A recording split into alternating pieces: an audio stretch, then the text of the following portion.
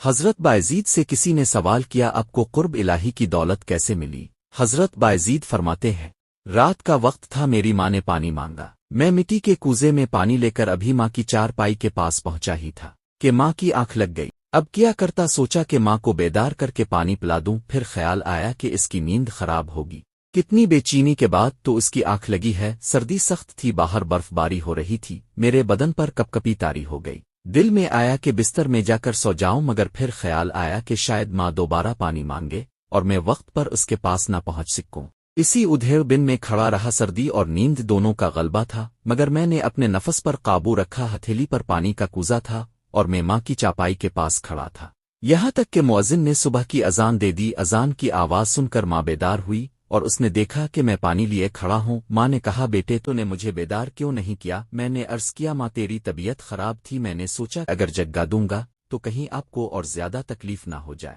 میرا یہ عمل دیکھ کر ماں بے حد خوش ہوئی، اس نے دست دعا دراز کیا، میرے خدا بایزید نے میرا دل ٹھنڈا کیا ہے تو اس کے قلب کو اپنی معرفت کے انوار سے منور فرما دے۔ حضرت بایزید بستمی نے فرمایا کہ نہ جانے ماں کی اس دعا اور میری اس خدمت میں کیا تاثیر تھی کہ چشم زدن میں برسوں کا سفر طے ہو گیا اور میرا قلب معرفت کے انوار سے منور ہو گیا۔ حضرت بایزید بستمی نے حاضرین سے فرمایا لوگو تم مجھ سے پوچھتے ہو کہ حضرت بایزید بستمی تجھے معرفت کی یہ دولت کیسے ملی، تو سن لو کہ اس کا ایک ہی راستہ ہے، اللہ کے حقوق ادا کرو اور اللہ کے بندوں کے حقوق ادا کرو، منزل چل کر خود تمہارے سامنے آ جائے گی۔ یاد رکھو اللہ تعالیٰ اور نبی کریم کے بعد سب سے بڑا حق والدین کا ہے۔